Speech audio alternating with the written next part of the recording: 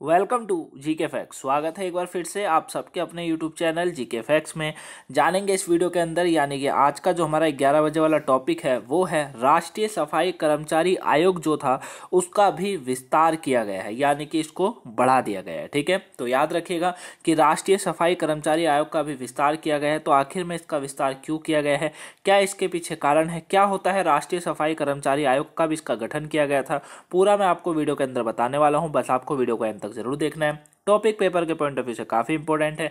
इस टॉपिक से आपसे जो है 1 नंबर या 2 नंबर का क्वेश्चन एग्जाम में पूछा जा सकता है। वहीं बात अगर इंटरव्यू करेंगे तो वहाँ भी ये टॉपिक अभी काफ़ी हेल्प करेगा।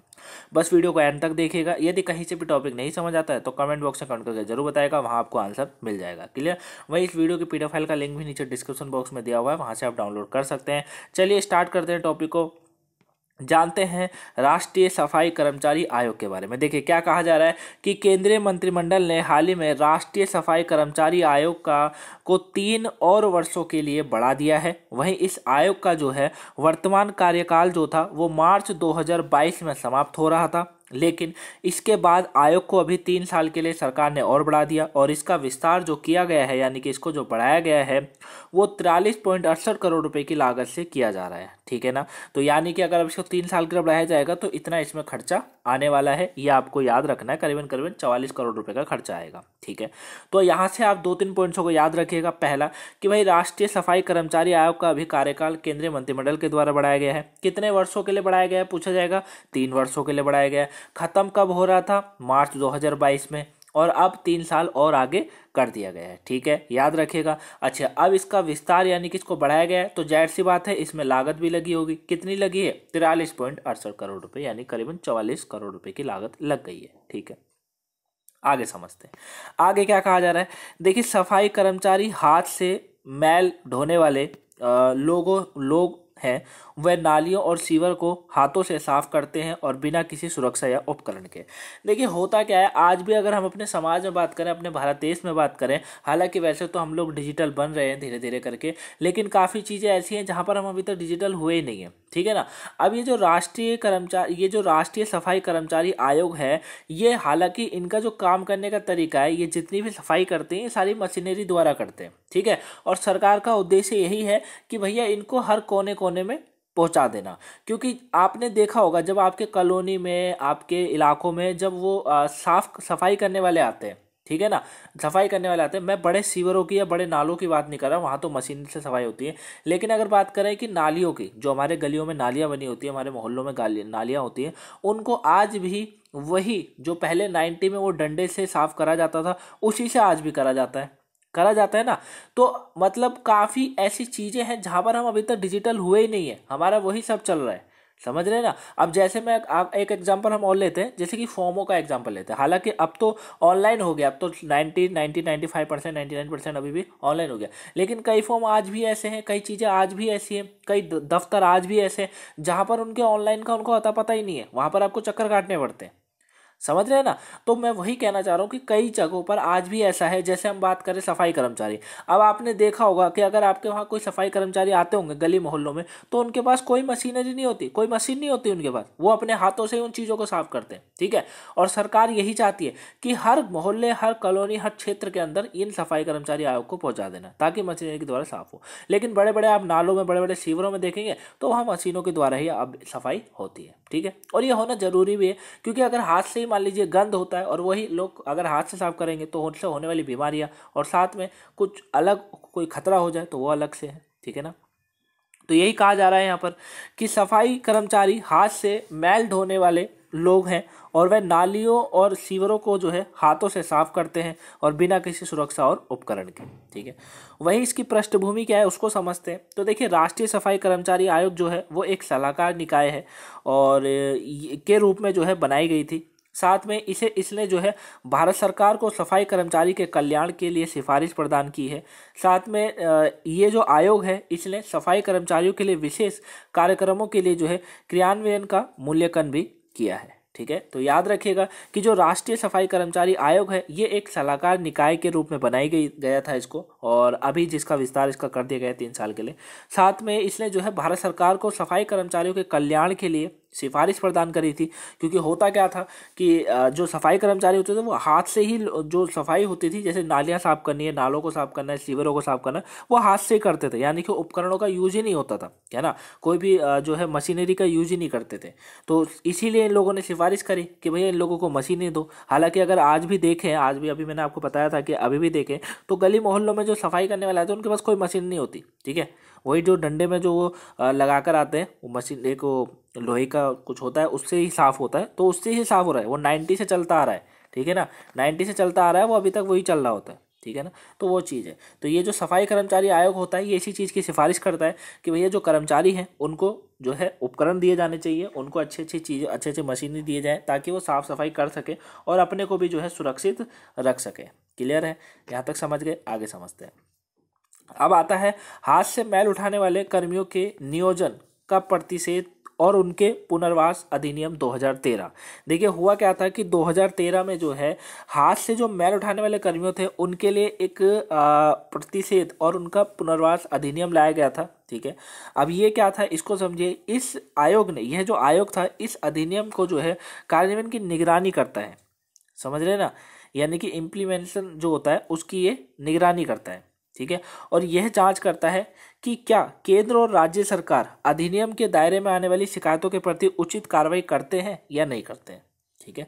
क्योंकि होता क्या है कि मान लीजिए केंद्र है या राज्य है, कोई भी राज्य सरकार है, केंद्र सरकार ने सहायता प्रदान करी, लेकिन राज्य सरकार ने उस सहायता को जो है इन कर्मियों को या इन कर्मचारियों को नहीं दिया।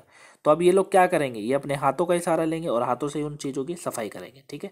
जिससे क्या होता है, इन बीमारी होती है और ये लोग जो है किसी गलत चीज़ का भी शिकार हो जाते हैं, है ना। और क्योंकि गंद ज़्यादा होने की वजह से, ऑक्सीजन ना मिलने की वजह से मौत भी हो जाती है काफ़ी बार इनके लोगों की, है ना। तो ये सब चीज़ें देखने को इसमें मिलता है। तो यह जो आयोग था वो इसी अधिनियम को जो है आगे बढ़ाता है, इसी अधिनियम की निगरानी करता है और साथ में यह जांच करता है कि भैया क्या केंद्र और राज्य सरकार इस अधिनियम के दायरे में आने वाली शिकायतों को प्रति उचित कार्रवाई करती है या नहीं करती है। इसीलिए 2013 में जो है इस अधिनियम को रखा गया था। क्लियर हो गया, आगे समझे।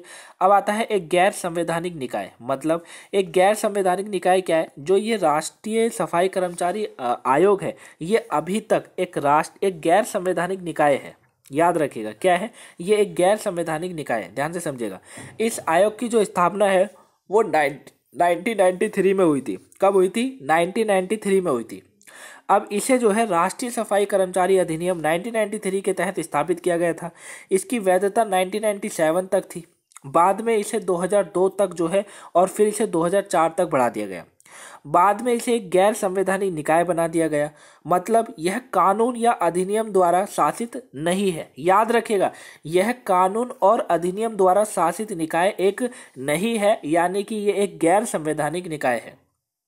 और आज तक राष्ट्रीय कर्मचारी आयोग एक गैर संवैधानिक निकाय के रूप में ही कार्य करता है। इसीलिए जो है सरकार इसको बढ़ाती रहती है हमेशा, ठीक है ना। यानी कि ये जो है जैसे नीति आयोग है, योजना आयोग की जगह ही बिल्कुल बन के तैयार हो गई, अब उसको कोई हटा नहीं सकता कभी भी, ठीक है। लेकिन ये जो आयोग बनाया, ये जो क्या कहते हैं अपना राष्ट्रीय कर्मचारी जो आयोग है, ये कभी भी हटाया जा सकता है, क्योंकि ये संविधान में नहीं आता, ये कानून या अधिनियम द्वारा इसको शासित नहीं करा गया है, इसको तो बनाया गया है, समझ रहे हैं ना। तो इसीलिए इसका विस्तार किया जाता है। जैसे कोई योजना है, जैसे कि अभी क्या कहते हैं, अभी एक योजना का विस्तार करा गया था, है ना। जैसे प्रधानमंत्री जनधन योजना है, मान लीजिए। अब प्रधानमंत्री जनधन योजना का एक कार्य होगा, एक समय होगा कि भैया इतने से इतने तक चलेगी। अब उसका समय खराब हो गया तो अब इसको बढ़ा सकती है सरकार के पास ये अधिकार होता है, ठीक है। लेकिन वो कोई कानून नहीं है, समझ रहे ना, वो कोई कानून नहीं है कि भाई बन गया तो बन ही गया, समझ रहे। तो ये सब चीज़ें होती हैं। तो ये गैर संवैधानिक निकाय है। आई होप आप इसको समझ गए होंगे। अब आता है विस्तार की आवश्यकता क्यों है। देखिए विस्तार की आवश्यकता क्यों है, वैसे तो मैंने आपको बता ही दिया है, लेकिन और समझिए कि आखिर में विस्तार की आवश्यकता क्यों है, क्योंकि टॉपिक तो इंपॉर्टेंट है वाला, है ना। देखिए क्या कहा जा रहा है कि भाई जो ये सख्त और व्यापक उपायों के बावजूद भी भारत में अभी भी हाथ से मैल ढोने की प्रथा प्रचलित है। जाहिर सी बात है, मैंने अभी आपको बताया था कि अभी भी हमारे देश में क्या होता है, काफ़ी जगहों पे क्या होता है, हाथ ही से जो है सफाइयाँ करी जाती है। मतलब मैल कीचड़ विचड़ जो होता है वो सब हाथ ही से निकाल दिया जाता है, ठीक है। आंतरिक ग्रामीण क्षेत्र में छिटपुट उदाहरण मौजूद है, ठीक है। मैंने आपको बताया कि गांव क्षेत्रों में आपको देखने को मिल जाएगा, हालांकि आप शहर में आइए गली में भी आपको देखने को मिलेगा। मशीनरी से कोई साफ़ नहीं होता है, आज भी उस डंडे और लकड़ी से, वो डंडे में जो उन्होंने कुछ फंसाया हुआ होता है लोहे का, उससे ही वो साफ़ होता है, ठीक है। या फिर फावड़े वावड़े का यूज़ करके सफाई होती है। वह शिक्षा और सामाजिक आर्थिक लाभों से वंचित है। अब कहा जाता है कि जो ऐसे लोग ऐसे कार्य को करते हैं वो शिक्षा और सामाजिक आर्थिक लाभों से वंचित होते हैं। ये बात भी बिल्कुल ठीक है सरकार की। इन्हीं कारणों से भारत सरकार राष्ट्रीय सफाई कर्मचारी आयोग, याद रखिएगा, इन्हीं कारणों से भारत सरकार राष्ट्रीय कर्मचारी आयोग का कार्यकाल बढ़ा रही है और इससे सरकार का लक्ष्य सेप्टिक टैंक और सीवर की सफाई का पूरा मशीनीकरण हासिल करना है। मतलब सरकार का ये उद्देश्य है कि भैया जो छिटपुट इलाके बचे हैं, जो छोटे मोटे इलाके बचे हैं, जहाँ भी लोग आज भी हाथों से ही सफाई करते हैं, वो शिक्षित नहीं है, वो आर्थिक लाभ उनको सरकार की तरफ से मिलने वालों का पता नहीं है। जाहिर सी बात है, आर्थिक लाभ क्या होता है, सामाजिक आर्थिक लाभों का जो फायदा है वो कौन उठाता है, वो पढ़े लिखे लोग उठाते हैं, क्योंकि उन्हें पता होता है। अब शिक्षित व्यक्ति कैसे उठाएगा, है ना, वो नहीं उठा पाता। तो इसीलिए कहा जाता है हमेशा शिक्षित बनिए, शिक्षित होना बहुत जरूरी है आपको, ठीक है ना। तो ये लोग आज भी क्या करते हैं, कुछ लोग ऐसे हैं आज भी गांव ग्रामीण शहरों में आप देखेंगे कि वो लोग आज भी हाथों से सफाई करते हैं, ठीक है। और सरकार यही चाहती है कि इस सफाई राष्ट्रीय सफाई कर्मचारी आयोग के जो अभी हमने इसके द्वारा जो है, जिसका कार्यकाल बढ़ाया गया है, इसके द्वारा जो है सेप्टिक टैंक और सीवर की सफाई पूरी मशीनीकरण यानी कि मशीनों के द्वारा की जा सके। क्लियर हो गया। तो ये पूरा टॉपिक था गाइस, आई होप आप इसको अच्छे से समझ गए होंगे। आपको वीडियो पसंद आई होगी तो लाइक कीजिएगा, चैनल पर नए सब्सक्राइब कर लीजिएगा। इसी तरह के करंट के टॉपिक को जानना चाहते हैं, चैनल को सब्सक्राइब कर लीजिएगा, वीडियो को शेयर कीजिएगा ताकि और भी लोगों पर ये वीडियो पहुंच सके और वो इस टॉपिक को जान सके। क्लियर। चलिए मिलेंगे आप 2 बजे वाली वीडियो में। और हाँ, अगर अभी तक 8 बजे वाली या 5 बजे वाली क्लासेस नहीं देखी, देख लीजिए, पेपर के पॉइंट ऑफ व्यू से इंपॉर्टेंट है। मिलेंगे नेक्स्ट वीडियो में, तब तक के लिए thanks for watching guys, have a nice day, thank you for watching.